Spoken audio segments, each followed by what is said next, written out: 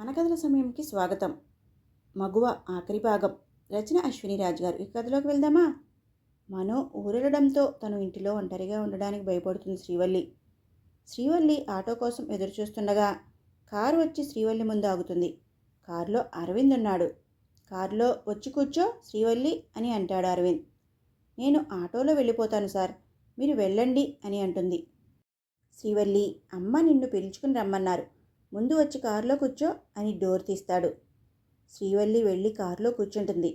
కారులో ఇద్దరి మధ్య మౌనం చోటు చేసుకుంది. కొద్దిసేపటి తర్వాత జానకి గారి ఇంటి ముందు కారు ఆగింది. ఇద్దరు లోపలికి నడిచారు. ఎదురుగా జానకి గారు వచ్చి, అమ్మా శ్రీవల్లి, వచ్చేసావా? మను ఊరికి వెళ్ళింది కదా, నువ్వు ఎందుకు ఒంటరిగా ఉండడం? ఇక్కడికి వచ్చేయచ్చు కదా. నీ ఫ్రెండ్ ఫోన్ చేసి చెప్తే గానీ మాకు తెలియలేదు. అది కాదు మేడం, నా వల్ల మీరు ఇబ్బంది పడతారేమో అని. ఇప్పుడు నువ్వు ఒంటరిగా ఉండడం అంత మంచిది కాదు శ్రీవల్లి. సరేలే, పైన గది ఉంది, వెళ్ళి ఫ్రెష్ అయ్యిరా అని జానకి గారు చెప్పగానే శ్రీవల్లి గదికి వెళ్తుంది. మహేంద్ర గారు, మీరు ఏమీ భయపడకండి, ఆ జానకిని ఎలాగైనా ఓడించి కేసు మనమే గెలుస్తాం. దయానిధి గారు, మీకు ఎంత డబ్బు అన్నా తీసుకోండి, కానీ రావణ్ ఈ కేసు నుండి బయటపడాలి. రావణ్ బెయిల్ మీద విడిపించుకొచ్చాం కానీ కేసు నుండి బయటపడే మార్గం చూడండి అని మహేంద్ర అంటాడు. అసలు ఇదంతా ఈ రావణ్ గాడి వల్లే వచ్చింది. ఎలక్షన్ సమయంలో ఈ తలనొప్పి అవసరమంటావా? రావణ్, ఏంటిరా ఏదో ఆలోచిస్తున్నావు, ఏమీ మాట్లాడవే అని మహేంద్ర అంటాడు. నాన్న, మనం అమ్మాయిలని దుబాయ్కి పంపించడం ఆ శ్రీవల్లికి తెలుసు. ఇప్పుడు ఆ విషయం ఎక్కడ బయటపెడుతుందో అని భయంగా ఉంది. నువ్వు చేసిన చిన్న పొరపాటు ఎన్ని ఇబ్బందులు తెచ్చిపెడుతుందో చూసావా? మనం చేసే బిజినెస్లో అమ్మాయిల బిజినెస్ ఎక్కువ లాభంతో కూడినది. ఇప్పుడు అది దెబ్బతిందో మనం పాతాళానికి పడిపోతాం. నాన్న, మీరేం భయపడకండి, ఆ శ్రీవల్లిని ఈ భూమి మీద లేకుండా చేస్తాను. అవును నాన్న, ఆ శ్రీవల్లిని నేనే చంపేస్తాను అని రాహుల్ అంటాడు. ఇప్పుడు దాన్ని చంపామో మనం చిక్కుల్లో పడతాము. కేసు ముగిసే వరకు కాస్త జాగ్రత్తగా ఉండండి, కానీ మీరు చేయవలసిన పనులు ఉన్నాయి. నేను చెప్పినట్టు చేయండి చాలు అని, ఇలా చెయ్యండి అని చెప్తాడు. అలాగే నాన్న అని రాహుల్ ఇద్దరూ అంటారు. రాత్రి 9 గంటలు సమయం. లాన్లో ఒంటరిగా కూర్చుంది శ్రీవల్లి. అక్కడికి జానకి వస్తుంది. శ్రీవల్లి, ఇక్కడ కూర్చున్నావు ఏంటి అని అడుగుతుంది. ఏమీ లేదు మేడం, మనసు ఏం బాగోలేదు. నీ పరిస్థితిని నేను అర్థం చేసుకోగలను శ్రీవల్లి. మనసుకు నచ్చిన వాడిని ప్రేమించి పెళ్లి చేసుకుని ఉండే వయస్సు నీది, కానీ ఇలా అయిపోయావు. నాన్న పోయాక చాలా ఒంటరిదాన్ని అయిపోయాను మేడం. నా చిన్నప్పటి నుండి నాకు అన్నీ నాన్నే. అందరి ఆడపిల్లలుగానే నా జీవితం ఇలా ఉండాలి అలా ఉండాలి అని కలలు కన్నాను, కానీ ఆ భగవంతుడు నా కళ్ళను తుడిచేశాడు. నాన్నని నాకు దూరం చేశాడు. ఆయన లేకుండా జీవితంలో ముందుకు పోలేనేమో అనిపిస్తుంది. అలా అనుకుంటే ఎలా చెప్పు శ్రీవల్లి, ఆయన ఎప్పటికీ నీతోనే ఉంటారు. ఆయన ఆత్మ శాంతించాలి అనే నేను కోర్టుకు ఎక్కాను. నువ్వు ఏమీ భయపడకు, ఈ కేసు తప్పకుండా గెలుస్తాం. కానీ మనం అనుకున్నంత ఆషామాషి ఏమీ కాదు, మనకి బలమైన సాక్ష్యాలు కావాలి. అవన్నీ నేను చూసుకుంటాను, నువ్వు వెళ్ళి పడుకో శ్రీ. స్త్రీని తన గదికి పంపిస్తుంది జానకి. ఉదయం 6 గంటలకి నిద్రలేచి తొందరగా ఆఫీస్కి బయలుదేరుతుంది శ్రీవల్లి. అరవింద్ కూడా తయారయ్యాడు. టిఫిన్ చేసేసి కారులోనే ఇద్దరు ఆఫీస్కి వెళ్ళిపోయారు. శ్రీవల్లి ఆఫీస్లో భానుతో మాట్లాడుతూ ఉంది. ఇంతలో అక్కడికి టీ తీసుకోండి అని ఒక అతను వస్తాడు. అతను శ్రీవల్లి ముఖం చూడగానే ఆశ్చర్యపోతాడు. తనని ఎక్కడో చూసానే, ఎక్కడా గుర్తుకు రావడం లేదు. అవును, ఆ అమ్మాయి, ఈ అమ్మాయే అని అతను అనుకున్నంతలో శ్రీవల్లి అక్కడి నుండి వెళ్ళిపోతుంది. అమ్మా, ఇక్కడ ఒక అమ్మాయి ఉంది కదా, తను ఎక్కడికి పోయింది? ఎవరు? శ్రీవల్లినా అని భాను అంటుంది. తన పేరు శ్రీవల్లినా? తను బయటికి వెళ్ళింది. ఏమి కావాలి అని అంటుంది. నేను తనని మరీ కలుస్తాను అని చెప్పి అక్కడి నుండి అతను వెళ్ళిపోతాడు. శ్రీవల్లి జానకి వాళ్ళ ఇంటికి వెళ్ళిపోతుంది. ఆఫీస్ నుండి అరవింద్ ఇంకా రాలేదు అని జానకి గారు ఎదురు చూస్తున్నారు. భోజనం చేద్దురు రండి మేడం అని శ్రీవల్లి జానకిని పిలుస్తుంది. అరవింద్ ఇంకా ఇంటికి రాలేదు, నువ్వు వెళ్ళి భోజనం చేయి అంటుంది. మీరు తింటేనే నేను తింటాను అని మొండికేస్తుంది శ్రీవల్లి. పైకి కనపడవు కానీ నువ్వు చాలా మొండిదానివి అని బయటికి వెళ్ళిపోతుంది. జానకి శ్రీవల్లి కూడా బయట వెళ్తుండగా తనకి ఒక ఫోటో కనిపించి అక్కడే నిలబడిపోతుంది. తిరిగి వెనక్కి చూస్తుంది. ఎదురుగా ఫోటోలో ఉన్న అబ్బాయిని చూసి ఆశ్చర్యపోతుంది. మేడం అని పిలుస్తుంది శ్రీవల్లి. ఏంటి అంత గట్టిగా అరిచావు అని జానకి గారు పరుగున లోపలికి వస్తారు. ఈ ఫోటోలో ఉన్నది ఎవరు? అదేంటి అలా అడుగుతావు? మా అబ్బాయి అరవింద్. అరవింద్ గారా? చిన్నప్పుడు ఫోటో. శ్రీవల్లి కళ్ళలో కన్నీళ్లు ఆగట్లేదు. తన బాధని బయటికి రాకుండా లోపలే నెట్టేస్తుంది. శ్రీవల్లి రా తొందరగా అని జానకి గారు అంటారు. వస్తున్నా మేడం అని బయటికి వెళ్తుంది. ఇంతలో అక్కడికి అరవింద్ వస్తాడు. అరవింద్ వచ్చేసావా? రా భోజనం చేద్దాం అని అంటారు జానకి గారు. అరవింద్ శ్రీవల్లి ముఖం చూస్తాడు. తను ముఖం విచారంగా ఉండటం గమనిస్తాడు అరవింద్. అమ్మా నేను ఫ్రెష్ అయ్యి వస్తాను అని చెప్పేసి తన గదికి వెళ్ళిపోతాడు. కొద్దిగా తినేసి తన గదిలోకి వెళ్ళిపోతుంది శ్రీవల్లి. ఫ్రెష్ అయ్యి కిందికి వస్తాడు అరవింద్. అరవింద్కి అన్నం వడ్డిస్తుంది జానకి గారు. అమ్మా నువ్వు తిన్నావా అని అడుగుతాడు అరవింద్. తిన్నాను బాబు అంటారు జానకి గారు. మరి శ్రీవల్లి తినదా? ఎందుకో శ్రీవల్లి అదోలా ఉంది. అరవింద్ నన్ను భోజనానికి రమ్మని పిలిచింది, కానీ ఉన్న పలంగా తను విచారంగా మారింది. ఏమైంది? ఎవరన్నా ఏమన్నా అన్నారా? లేదు అరవింద్, అలా ఏమీ లేదు, కానీ తను ఎందుకో బాధపడుతుంది. సరే అమ్మా, నాకు ఇంకా చాలు, నువ్వు వెళ్ళి పడుకో, నేను వెళ్తాను అని చేయి కడిగేసి లేచి వెళ్ళిపోతాడు. గదిలోకి వెళ్ళిన శ్రీవల్లి తలుపు వేసి మంచం మీద పడుకుని ఏడుస్తుంది. నా చిన్నప్పుడు నన్ను కాపాడిన నువ్వు ఇప్పుడు నాకు రక్షగా నిలబడ్డావు. నీకోసం ఎదురు చూస్తూ ఉన్నాను, కానీ నువ్వు నాకు కనబడలేదు. కనిపించే సమయానికి నేనుగా లేను అని బాధపడుతుంది శ్రీవల్లి. తన గదిలోకి వెళ్ళిన నిద్రపట్టక అటు ఇటు తిరుగుతున్నాడు అరవింద్. గది నుండి బయటికి వచ్చాడు అరవింద్. శ్రీవల్లి గది వైపు వచ్చాడు అరవింద్. శ్రీవల్లి గదిలో లైట్ వెలుగుతుంది. తలుపు దగ్గరికి వెళ్ళి మరీ వెనక్కి తిరిగాడు అరవింద్. జానకి గారి గదిలోకి వెళ్ళాడు. అక్కడే చాలాసేపు ఉండిపోయాడు. గోడకు ఉన్న తన చిన్ననాటి ఫోటో చూసి లేచి నిలబడ్డాడు. అంటే నా ఫోటో చూసి అలా ఉందా శ్రీవల్లి అనుకున్నాడు. నేనే తనని చిన్నప్పుడు కాపాడినాను అని తనకి తెలిసిపోయిందా? ఇది నిజమో కాదో తెలుసుకోవాలి అనుకున్నాడు అరవింద్. అక్కడే పడుకుండిపోయాడు. ఉదయం జానకి గారు వచ్చి నిద్ర లేపడంతో కళ్ళు తెరిచాడు. నేనేంటి ఇక్కడ పడుకున్నాను అనుకున్నాడు మనసులో. అరవింద్ నువ్వేంటి ఇక్కడ పడుకున్నావు? రాత్రి నిద్ర పట్టక ఇటు వచ్చానమ్మా, ఇక్కడ నిద్రపోయాను. సరేలే, నువ్వు గదిలోకి వెళ్ళి తొందరగా ఫ్రెష్ అయ్యిరా, నేను ఈరోజు కోర్టుకు వెళ్ళాలి. ఈరోజు శ్రీవల్లి కేసు కోర్టులో వాదించబోతున్నారు అన్నమాట అనుకుంటాడు అరవింద్. కోర్టులో దయానిధి గారు లేచి నిలబడి శ్రీవల్లిని విచారించడానికి అనుమతి ఇవ్వాల్సిందిగా కోర్టు వారిని కోరుతున్నాను యువర్ ఆనర్. Permission granted. చూడమ్మా శ్రీవల్లి, రావణ్ నిన్ను మానభంగం చేసినప్పుడు నువ్వు అరిచావా, కేకలు పెట్టావా, లేదా నువ్వు లొంగిపోయావా? జానకి గారు స్టాప్ దిస్ నాన్సెన్స్. మీరు చదివింది లా లేక లవ్నా?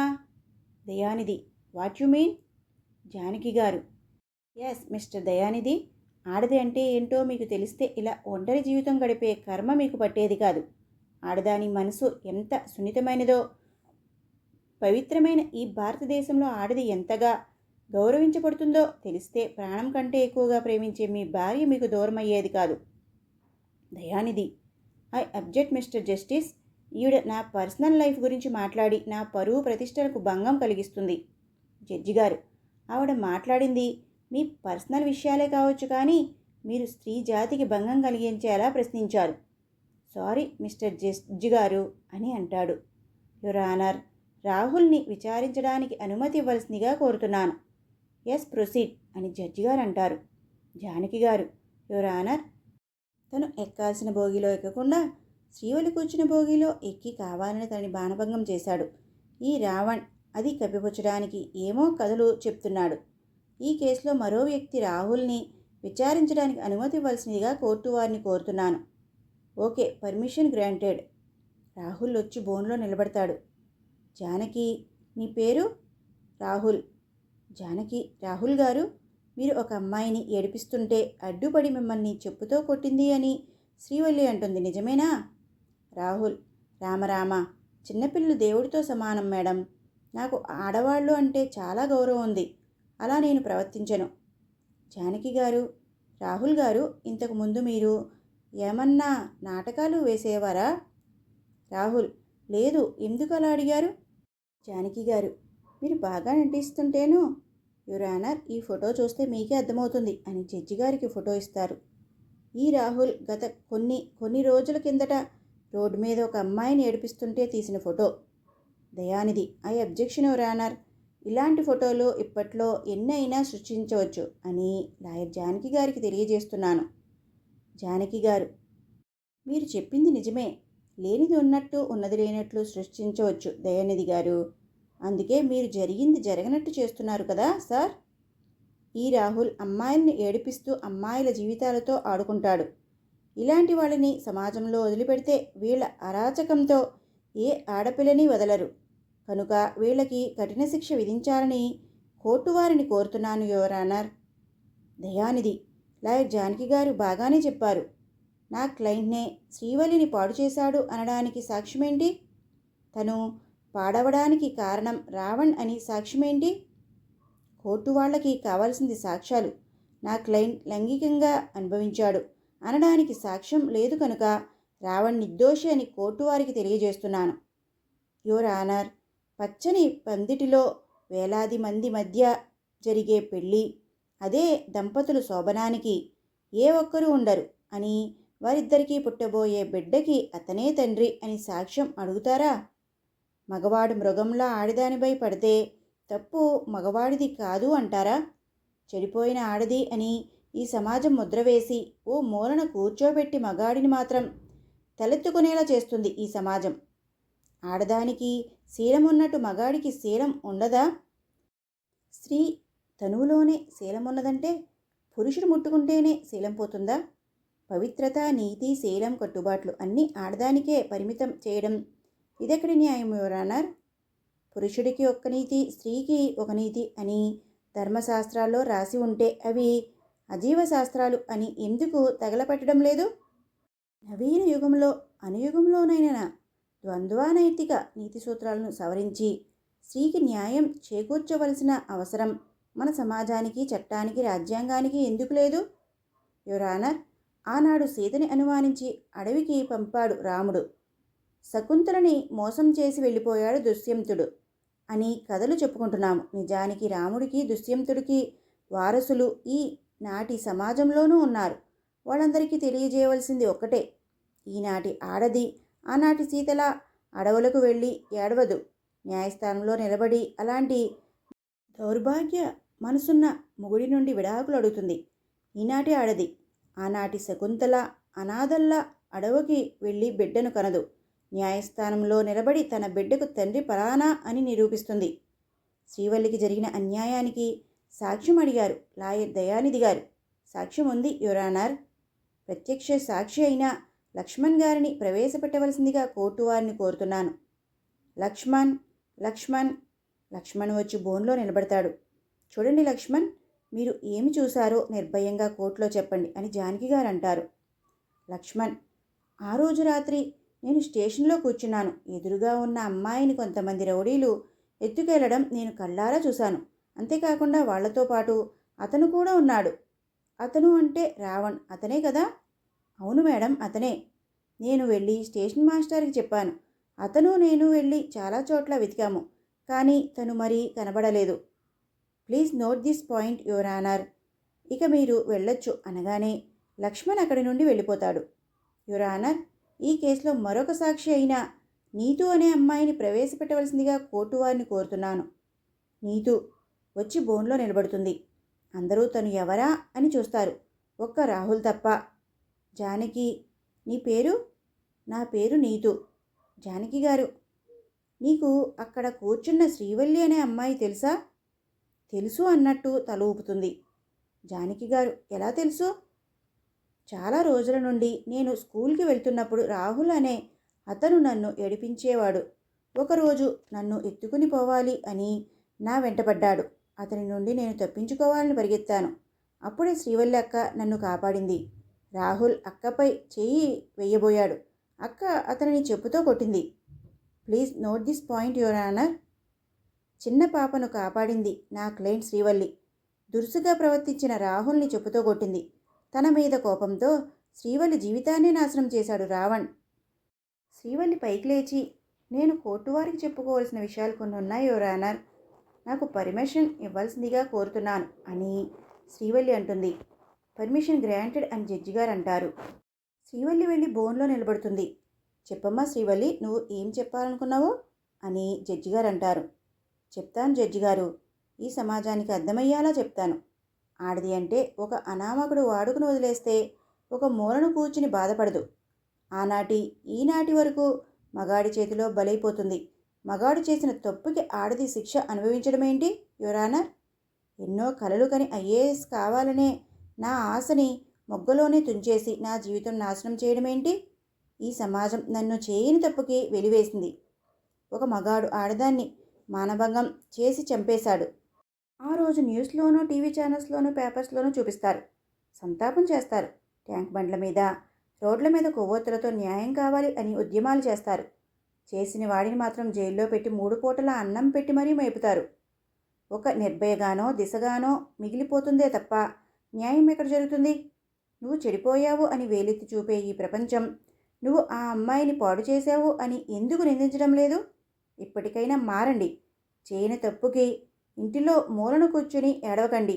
బయటకు వచ్చి పోరాడండి. నన్ను ఎంతో ప్రేమగా చూసుకునే మా నాన్నగారిని పోగొట్టుకున్నాను. ఆయన్ని కాకుల్లా పొడుచుకుని తింది ఈ సమాజం అని కన్నీరు పెట్టుకుంటుంది శ్రీవల్లి. నేను కోర్టునికి ఎక్కడానికి కూడా అదే కారణం యువర్ ఆనర్. సమాజానికి నేను తప్పు చేయలేదు అని తెలియజేయడానికే ఇంతవరకు వచ్చాను. Thanks your honour. జడ్జి గారు, శ్రీవల్లి చెప్పినట్టు తరతరాలుగా స్త్రీ బాధింపబడుతున్నప్పటికీ ఏ న్యాయస్థానం స్త్రీకి న్యాయం చేయలేదు. అన్యాయం జరిగిన ప్రతి స్త్రీ ముందుకు వచ్చి పోరాడాలని, దానికి కారణమైన వాడిని శిక్ష పడేలా చేయాలని న్యాయస్థానం కోరుతుంది. అందరూ శ్రీవల్లి ఈ ఇన్స్పైర్గా తీసుకోవాలని కోరుతున్నాము.